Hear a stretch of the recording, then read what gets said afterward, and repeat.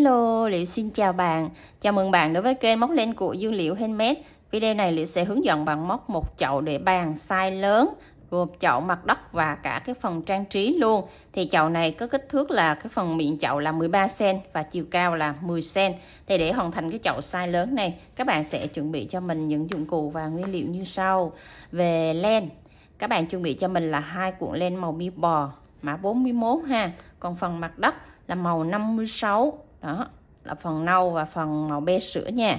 Rồi về phần chậu thì chúng ta móc chập sợi cho nên sử dụng là đầu kim là 3.5mm. Còn phần mặt đất mình sẽ móc một sợi cho nên các bạn sử dụng cho mình kim là 2.5mm. Rồi hai loại sợi này là đều tương đương là len miêu bò hết các bạn nha. Rồi còn phần mặt đất là phần nâu thì trong cái phần mặt đất này nó sẽ có là sỏi nè, bông gòn. Đó, thì các bạn sẽ chuẩn bị thêm cho mình sỏi và bông gòn để chúng ta hoàn thiện xong cái phần chậu này nha.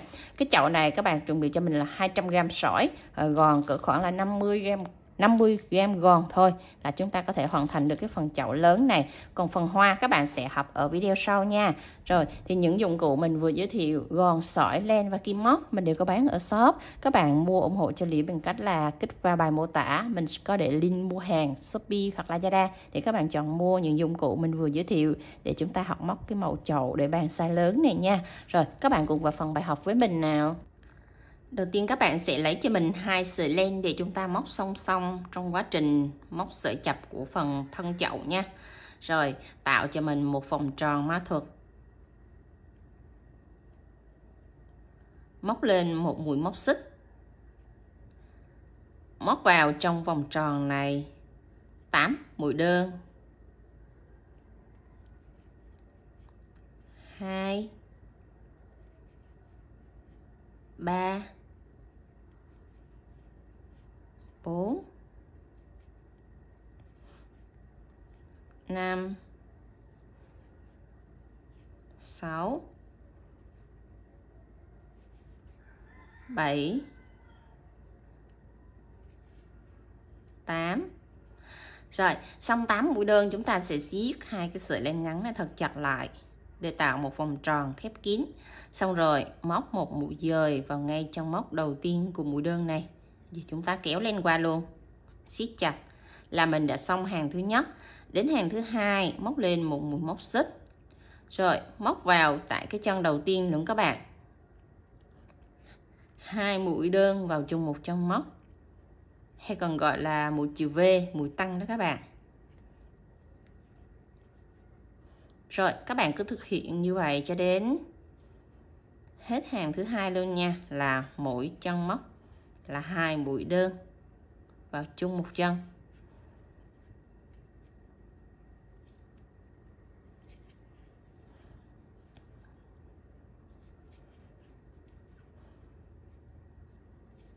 Khi mình móc sợi chập thì các bạn móc chặt tay ở cái phần đáy chậu để khi mà lên phần thành chậu thì tạo cảm giác nó chắc chắn cái phần chậu các bạn ha. Rồi cứ như vậy chúng ta móc cho đến hết hàng luôn.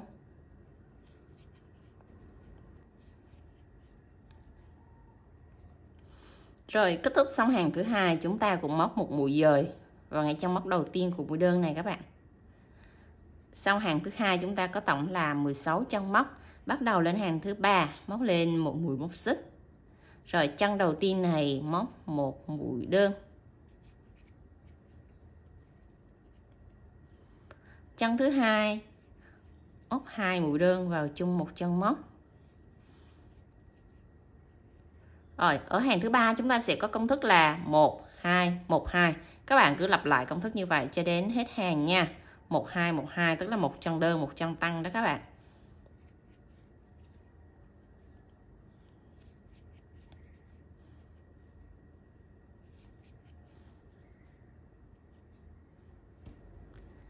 Kết thúc xong hàng thứ ba chúng ta có tổng là 24 chân móc. Rồi bắt đầu lên hàng thứ tư móc một mũi móc xích. Chân đầu tiên móc một mũi đơn. Chân thứ hai móc một mũi đơn. Chân thứ ba 2 mũi đơn vào chung một chân móc.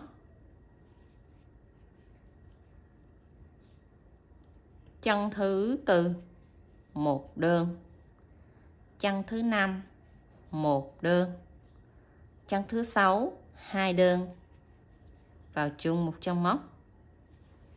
Vậy là công thức ở hàng thứ tư chúng ta sẽ có công thức là 112 112. Các bạn cứ lặp lại công thức như vậy cho đến hết hàng. Rồi, kết thúc xong hàng thứ tư chúng ta sẽ có tổng là 32 chân móc.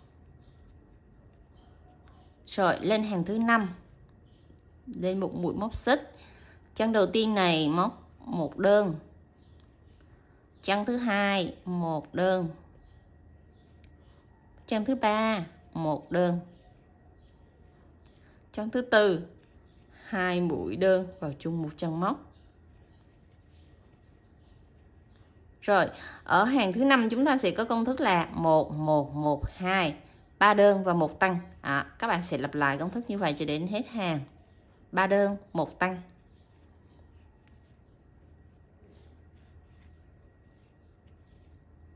Rồi, chân này là chân tăng nè. Rồi cứ như vậy các bạn làm cho đến hết hàng cho mình luôn nha.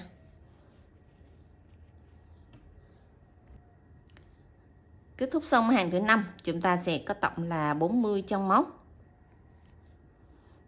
Rồi bắt đầu lên hàng thứ 6, móc một mũi móc xích. Rồi, chân đầu tiên móc một mũi đơn. Chân thứ 2 móc một mũi đơn. Rồi, đến vòng tròn này thì các bạn sẽ móc theo cách tản mũi cho nó bớt cái phần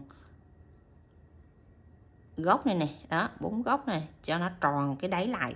Đó, thì các bạn sẽ móc theo cái cách tản mũi. Thì hàng thứ 6 này đáng lý là chúng ta sẽ có là 4 đơn 1 tăng, nhưng mà chúng ta sẽ móc tản mũi ra, thì ở đây chúng ta móc trước là 2 đơn.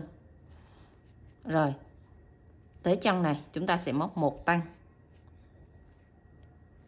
Đó, thì mình sẽ cắt trước đây là 2 đơn 1 tăng. Rồi từ cái chân này trở đi là các bạn sẽ đếm đều cho mình là 4 đơn 1 tăng.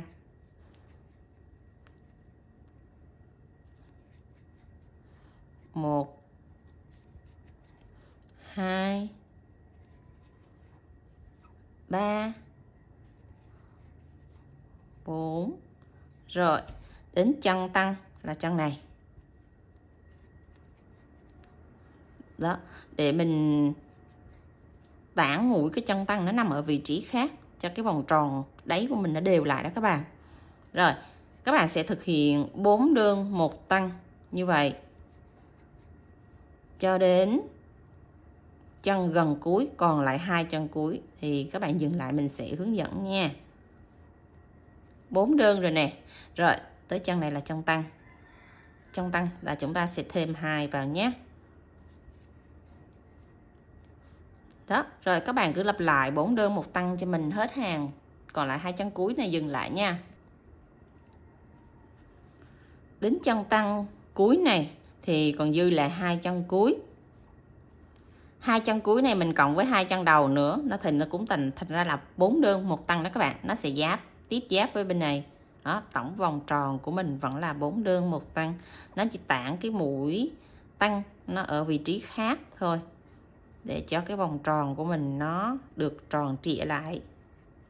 Đó, khi các bạn móc đến đây các bạn để xuống cái mặt phẳng thì cái đáy của chúng ta nó vẫn bằng, nó không có bị lồi lõm. Đó, mình tản mũi một cái là cái vòng tròn của mình đều liền các bạn ha. Rồi chúng ta sẽ bắt đầu lên tới hàng thứ 7, móc một mũi móc xích. Chân đầu tiên này móc một mũi đơn. Hàng thứ 7 này mình sẽ móc tổng là 5 đơn 1 tăng. Đó, là vẫn bình thường giống như hàng thứ 5. 3, 4, 5. Rồi xong 5 đơn, các bạn sẽ tăng ở chân thứ 6 nha.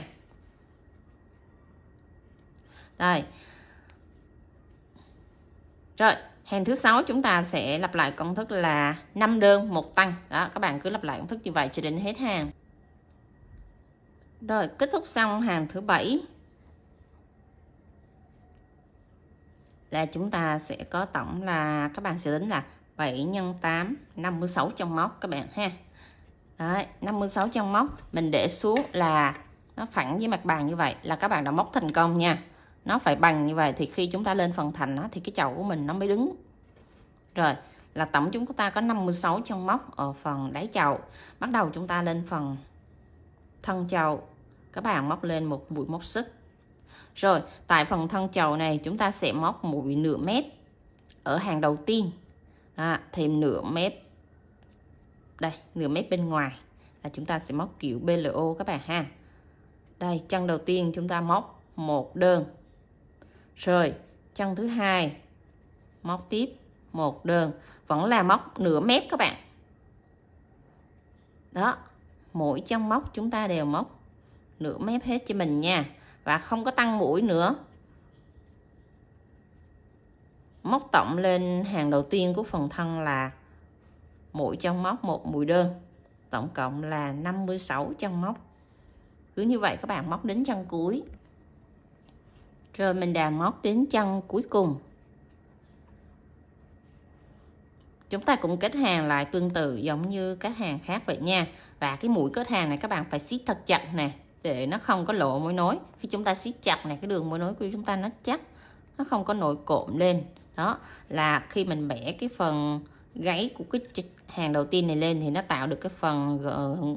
Đó, tạo một cái hàng gợn sống để lên phần thân chậu rồi nè. Rồi bắt đầu lên hàng thứ hai, chúng ta móc tiếp lên một mũi móc xích. Chân đầu tiên này móc một mũi đơn và móc luôn 2 mép len các bạn ha. Đây, các bạn cho luôn 2 mép len bình thường, không có giống như hàng thứ nhất nữa. Rồi, và thế là các bạn sẽ móc đều hết cho mình là mũi trong móc một mũi đơn. Cứ như vậy cho đến hết thân chậu luôn các bạn ha. Rồi, kết thúc xong hàng thứ hai thì chúng ta có tổng vẫn là 56 chân móc. Rồi, mình đã móc xong hàng thứ hai, chúng ta cũng kết hàng. Và lưu ý cái chân kết hàng này nè, các bạn phải móc cho chặt tay nha. Đây, kéo thiệt là chặt lại, siết chặt rồi chúng ta mới lên hàng tới nha, để cái mũi siết này nó sẽ đẹp, nó không có bị lộ ra. Rồi bắt đầu lên hàng thứ ba, chúng ta cũng lên một mũi móc xích. Rồi, và các bạn cũng móc tương tự giống như hàng thứ hai như vậy, là chúng ta vẫn móc 2 mép len và móc đều là mỗi trong móc một mũi đơn. Đó. Ở phần thành chậu này là các bạn cứ móc đều là mỗi trong móc một mũi đơn thôi, không có tăng mũi nữa, để cho cái chậu nó có cái độ cao thôi, nó không cần cái độ rộng nữa. Đó, thì các bạn sẽ thực hiện liên tiếp mỗi trong móc một mũi đơn như vậy. Tương tự giống như hàng thứ hai mình vừa hướng dẫn, các bạn sẽ móc tổng lên cho mình là 15 hàng nha. Ở đây là chúng ta đang móc hàng thứ ba thì các bạn sẽ móc lên thêm 12 hàng nữa. Tổng cộng cái phần thân chậu chúng ta sẽ móc 15 hàng. Mình sẽ gặp các bạn sau khi các bạn móc xong đến hàng thứ 15 nha. Rồi mình đã móc xong đến hàng thứ 15. Đây, các bạn sẽ lưu ý nè, cái đường móc của mình nó phải thẳng ha. Mình đang móc kiểu mũi V. Đó, mình đang móc kiểu mũi V thì tất cả các cái hàng móc của mình nó phải thẳng, nó hiện rõ hàng VVV. Còn các bạn mà muốn móc mũi X ấy, thì các bạn sẽ thay mũi X từ cái hàng mà số 1 này, hàng thân này. Hàng thân là các bạn sẽ móc mũi X lên. Đó. Tùy tay móc của mình, nếu mình sử dụng mũi X thì mũi V gì cũng được ha. Ở phần đáy này thì mình sử dụng là mũi V, còn lên phần thân nè thì các bạn có thể là đổi sang mũi X hay mũi V gì cũng được. Tổng chúng ta sẽ móc là 15 hàng móc nha. 2, 4, 6, 8, 10, 12, 14 và 15 hàng móc. Đó là cái phần thành chậu của mình đã đạt chiều cao rồi nè. Đây là cái size lớn, còn đây là cái size nhỏ nè. Đây là size nhỏ sử dụng cho tổng là khoảng là 2 bông hoa, 2 cái búp. Còn đây là mình sử dụng size lớn thì nó sẽ tăng thêm hoa là 4 bông hoa và 2 cái nụ, cho nên là mình tăng size lên chút xíu. Rồi, thì các bạn cũng tăng hàng móc lên cho mình là 3 hàng móc nữa, khoảng là 15 hàng móc ha. Đó, cái phần thành chậu của mình sẽ nó cao lên như vậy đó các bạn. Rồi bây giờ chúng ta sẽ móc ra tới cái phần miệng chậu nha. Miệng chậu thì các bạn vẫn móc cái kiểu chập sợi. Rồi, các bạn sẽ lên hàng thứ 16 cho mình. Đầu tiên là móc 1 xích, 2 xích, 3 xích. Ở phần miệng chậu này mình sẽ móc mũi nửa mép đó, để cái phần nửa mép bên trong là mình sẽ khâu đất. còn nửa mép bên ngoài thì mình sẽ bẻ cái phần thành chậu này ra, cho nên là bắt buộc các bạn phải đổi tay móc sang kiểu móc nửa mép nha. Ngoắt sợi len, đâm kim vào chân móc đầu tiên này luôn, nhưng mà các bạn chỉ lấy nửa mép ngoài, đây nửa mép ngoài thôi, thì ký hiệu là PLO các bạn ha. Lúc này ở dưới phần đáy chậu chúng ta sẽ móc nửa mép bên trong đó, chừa cái gáy bên ngoài, còn cái phần miệng chậu này chúng ta sẽ móc ngược lại, lấy một mép bên ngoài thôi. Rồi móc cho mình một mũi kép đầu tiên đó. Mũi kép này nó có chiều cao bằng tương đương với 3 mũi móc xích. Rồi ngoắt sợi len, lấy một mép len thôi các bạn, đây một mép len phía bên ngoài thôi ha. Đó, móc tiếp cho mình một mũi kép nữa đó. Các bạn kéo cao lên nha, chiều cao của mũi kép nó sẽ bằng với 3 mũi móc xích đó. Thôi tất cả các cái mũi kép chúng ta đều lấy một mép len ở bên ngoài, chừa một mép len bên trong lại để chúng ta khâu đất nha. Rồi lấy một mép len bên ngoài thôi, để các bạn sẽ móc tiếp cho mình mũi kép tiếp theo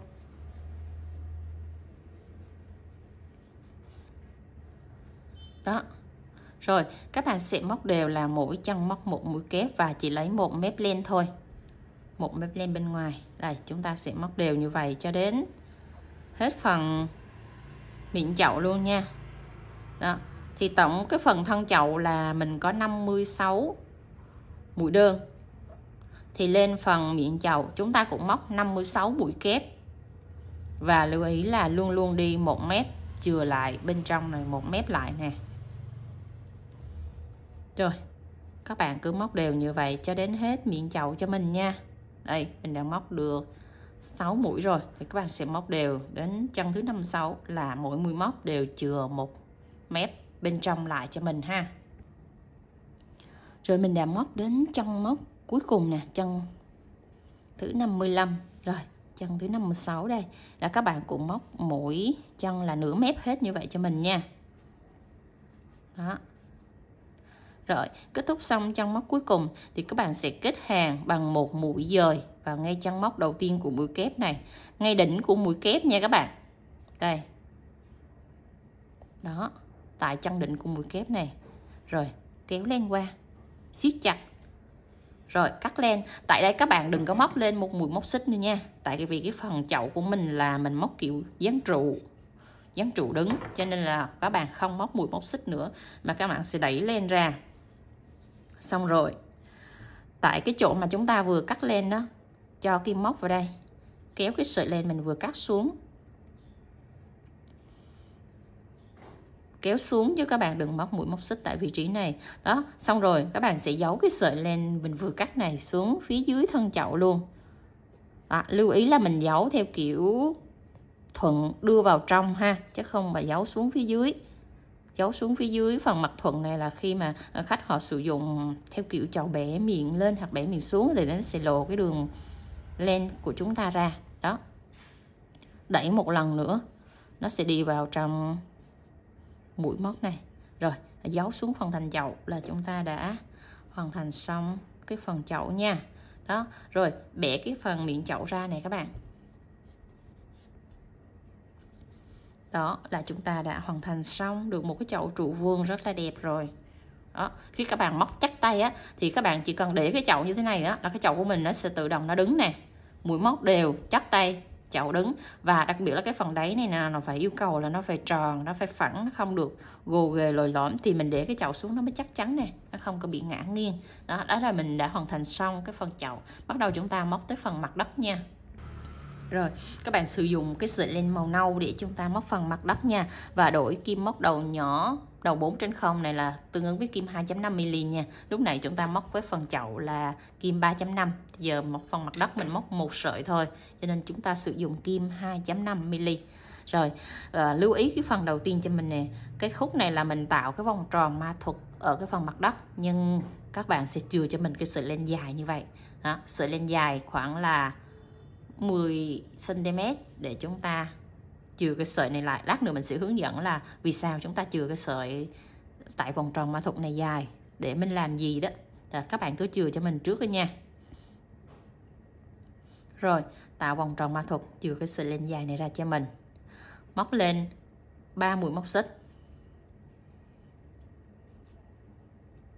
Rồi xong 3 mũi móc xích rồi, các bạn sẽ ngoắt sợi len, đâm kim vào tại cái vòng tròn mã thuật này, móc cho mình một mũi kép.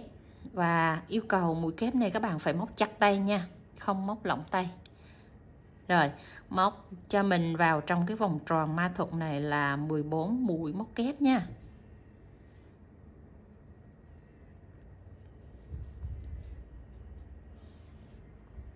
Đó, mũi móc kép là móc chặt tay hết các bạn nha. 3 4 5 6 7. Rồi các bạn cứ móc tiếp tất cả các mũi kép vào trong vòng tròn này tới mũi thứ 14 nha. Rồi mình đã móc đến mũi kép thứ 14 thôi các bạn. 2 4 6 8 10 12 14 mũi móc kép vào trong vòng tròn này ha. Rồi thì các bạn sẽ rút vòng tròn nó vừa thôi, nó còn chừa lại cái lỗ nhỏ nhỏ như này để lát nữa mình sẽ cắm cái hoa vào trong cái mặt đất này, chứ các bạn đừng có rút khít nha. Và cái sợi len này nè vẫn giữ nguyên, đừng có giấu len và đừng có cắt đi các bạn. Rồi xong rồi chúng ta sẽ kết hàng bằng một mũi dời vào ngay đỉnh đầu của mũi kép này nè, mũi kép nha các bạn, đỉnh đầu của mũi kép chứ không phải là đỉnh đầu của 3 mũi móc xích ha. Đó, mình lưu ý đúng cái mũi móc thì mình kết hàng vào cho nó đúng nè. Rồi siết chặt. Mình đã xong hàng móc đầu tiên. Đây, hàng móc đầu tiên của mình là 14 mũi kép. Bắt đầu lên hàng thứ hai, các bạn móc lên cho mình 3 mũi móc xích. Rồi, tại trong móc đầu tiên móc cho mình là 2 mũi kép vào chung một trong móc. 1 kép. Và một mũi kép nữa cũng vào trong móc luôn nha các bạn. Và lưu ý là mình không có giấu cái sợi len thừa này đi, mà giữ nguyên như vậy, để nguyên như vậy cho mình ha. Rồi bắt đầu chúng ta sẽ móc tiếp tới chân thứ hai, cũng là 2 mũi kép vào chung một trong móc luôn. Rồi các bạn cũng móc như vậy cho đến hết hàng thứ hai nha. Mỗi trong móc là 2 mũi móc kép. Rồi chúng ta móc đều như vậy cho đến hết hàng. Và lưu ý là mũi kép này phải móc chắc tay, đừng móc lỏng ha các bạn. Rồi cứ như vậy các bạn móc đến chân cuối cho mình nha. Kết thúc xong hàng thứ hai là chúng ta sẽ có là 28 chân móc. Đó, mũi kép chặt là khoảng chiều cao khoảng là 1,5 sorry các bạn, 1,1 cm thôi. Rồi các bạn móc đến chân cuối cho mình như vậy luôn. Rồi mình đã móc xong đến chân cuối là chúng ta sẽ có tổng là 28 chân móc. Mình cũng kết hàng bằng một mũi dời vào ngay chân móc đầu tiên của mũi kép này nha. Kéo lên lại là kết thúc xong hàng thứ hai. Bắt đầu lên hàng thứ ba, móc lên cho mình 3 mũi móc xích tiếp. Rồi tại cái chân móc đầu tiên này các bạn sẽ móc cho mình là một mũi kép. Chân thứ hai móc 2 mũi kép vào chung một chân móc. Nó sẽ tăng tịnh tiến so với hàng thứ hai các bạn nha. Hàng thứ ba này mình sẽ có công thức là 1 2 1 2. Các bạn lặp lại công thức như vậy cho đến hết hàng nha. 1 2 1 2. Tức là một chân một mũi kép và một chân 2 mũi kép thì mình gọi tắt là 1 2 1 2. Để cho các bạn hiểu nôm na là một chân đơn và một chân tăng đó các bạn.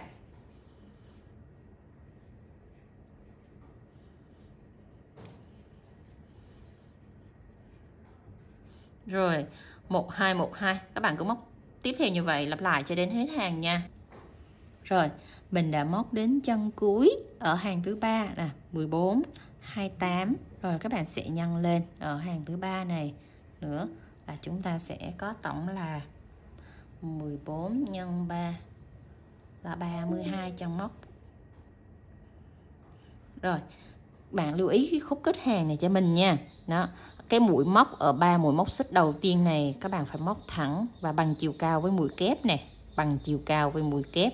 Thì khi chúng ta kết hàng lại thì nó mới không có bị lộ mối nối nha.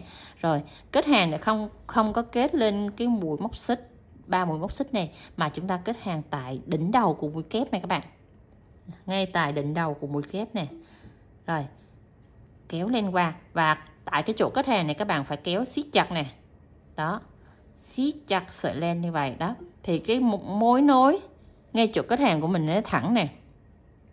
Lưu ý cái phần kết hàng phải thật là kỹ và chặt tay như vậy thì cái chân móc của mình nó mới đều, cái phần kết hàng nó không có bị lộ đó. Rồi kết thúc xong hàng thứ 3, bắt đầu lên hàng thứ 4, cũng móc lên cho mình 3 mũi móc xích. Và lưu ý nè, cái khúc kết hàng xong mà khi mà lên mũi móc xích này, các bạn phải móc mũi móc xích này chặt tay cho mình nha. Đó, các bạn thấy nè, cái mũi móc của mình rất là chặt. Mũi móc của mình rất là chặt để cái khúc mà kết hàng của mình nó sẽ không có bị lồi lõm. Đó, hàng dưới kết hàng chặt và lên hàng trên móc 3 mũi móc xích cũng phải chặt tay. Rồi ở cái chân đầu tiên này các bạn móc cho mình 1 mũi kép. Chân thứ 2 móc 1 mũi kép. Rồi chân thứ 3 móc 2 mũi kép vào chung một chân móc. Đây, 2 mũi kép vào chung một chân móc, gọi là mũi kép tăng đó các bạn. Rồi, ở hàng thứ 4 này chúng ta sẽ có công thức là 112, 112. Các bạn sẽ lặp lại công thức như vậy cho đến hết hàng nha. 112.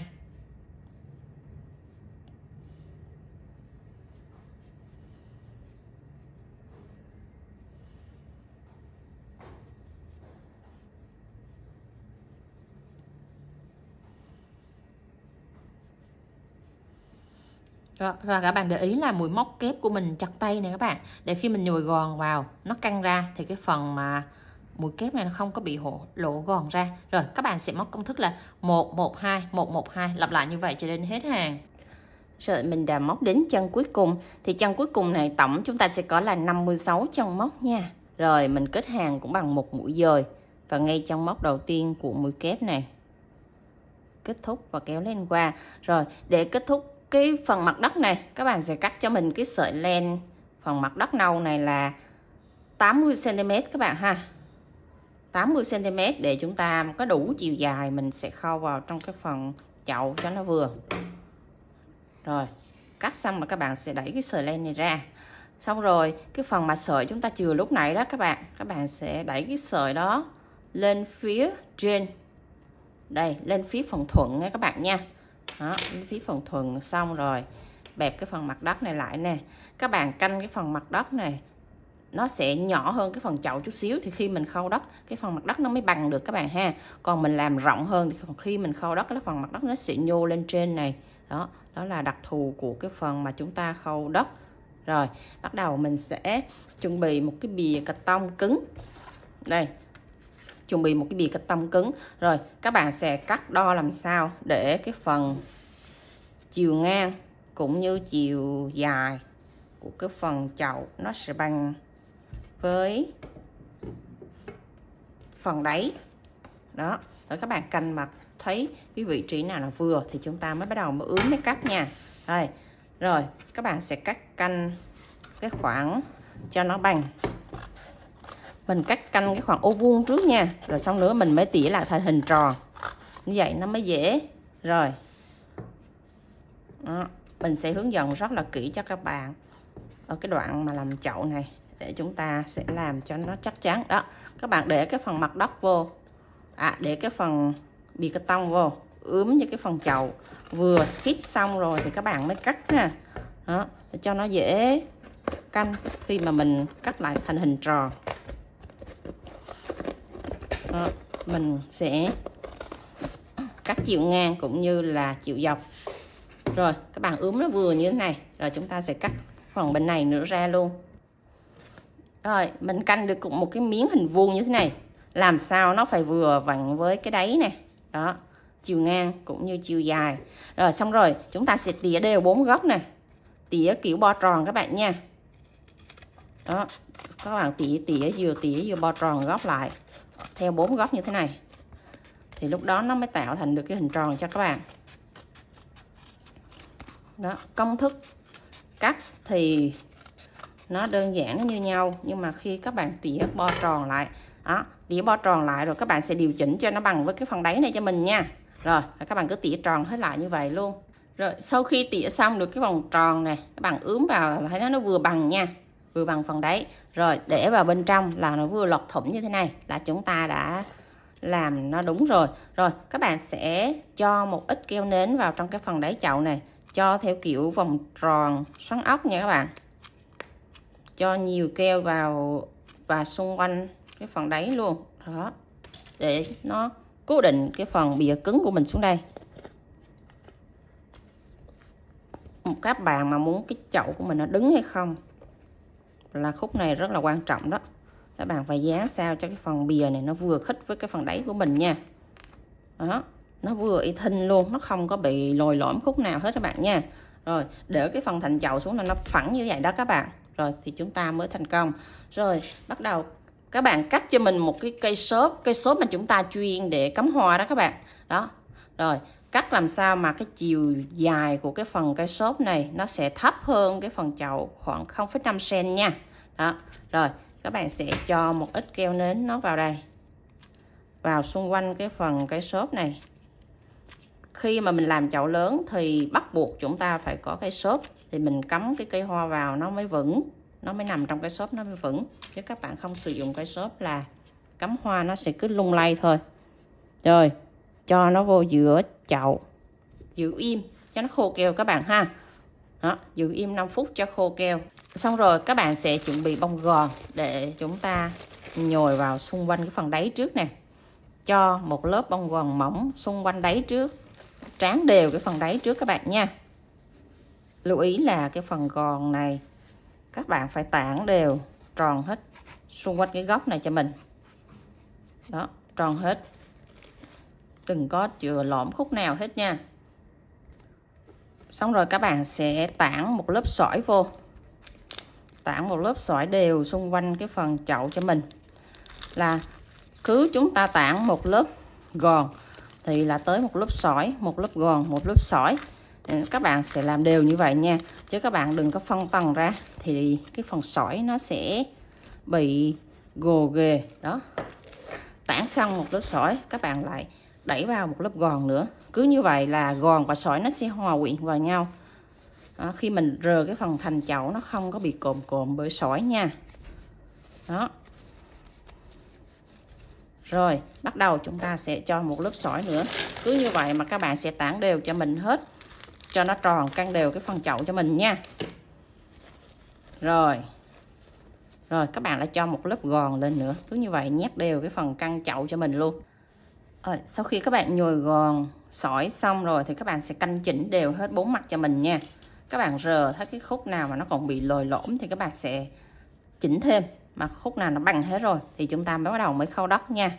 Rồi thì khi khâu đất á, các bạn sẽ để cái sợi dây này nó lên trên mặt đất nha. Rồi thì bắt đầu chúng ta sẽ để cái chân cuối cùng này tiếp giáp với cái chân đường mối nối của cái phần chậu nè.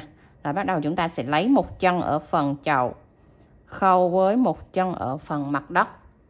Đây, mình đẩy máy quay xuống gần cho các bạn xem nè. Đó, các bạn sẽ lấy một chân mép bên này khâu với một mép bên phần đất nha. Đây, một mép bên phần đất. Chúng ta sẽ lấy 2 mép len ở một mép len phần chậu, 2 mép len ở phần đất. Đó, để chúng ta khâu lại với nhau. Rồi. Đó. Và đưa ra 2 mép len luôn nha. Ở phần đất là luôn luôn cho kim 2 mép len vào. Đó, các chân móc bên đất và bên chậu nó sẽ bằng nhau. Cho nên là chúng ta khâu là cứ một chân bên này và một chân bên kia là nó sẽ khớp với nhau đó bạn.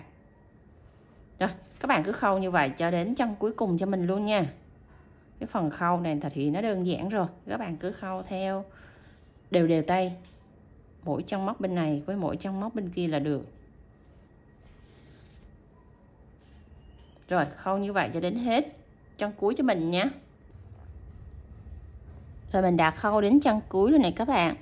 Khâu đến chân cuối rồi thì các bạn phải tiếp giáp với chân đầu luôn nha. tiếp giáp với chân đầu khoảng 2 chân móc để cho nó chắc, nó không có bị tuột cái mối nối và nó cũng khít cái phần chậu của mình. Đó, tiếp giáp lại với chân cuối và chân đầu. Xong rồi thì các bạn sẽ giấu cái sợi len này đi vô trong vòng tròn mã thuật này cho mình. Đó, đẩy sát vô đây, giữ cái sợi len này lại, các bạn đừng có cắt ha. Đó, đẩy sát vô đó, giữ im đó, để khi nào mà mình cần thay đổi cái gì thì mình sẽ tháo nó ra. Đó, các bạn cắt tới cái vị trí vòng tròn mã thuật này ha, chứ đừng cắt ngắn quá nó sẽ bị tuột. Rồi còn cái sợi dây dài này các bạn sẽ chừa lại cho mình, để đó lát nữa mình sẽ cắm cái cây vào trong mặt đất rồi mình sẽ điều chỉnh cái sợi dây này, mình sẽ cắt sau. Đó, rồi thì mình đã hướng dẫn cho các bạn hoàn thành xong cái chậu size lớn. Để mình đo kích thước cho các bạn xem nha. Rồi cái phần miệng chậu là 13 cm, còn chiều cao của chậu là 11 cm các bạn ha. Tại cái chậu này là size lớn, chúng ta sẽ cắm được là 5 đến 7 bông hoa trong cùng một cái chậu này.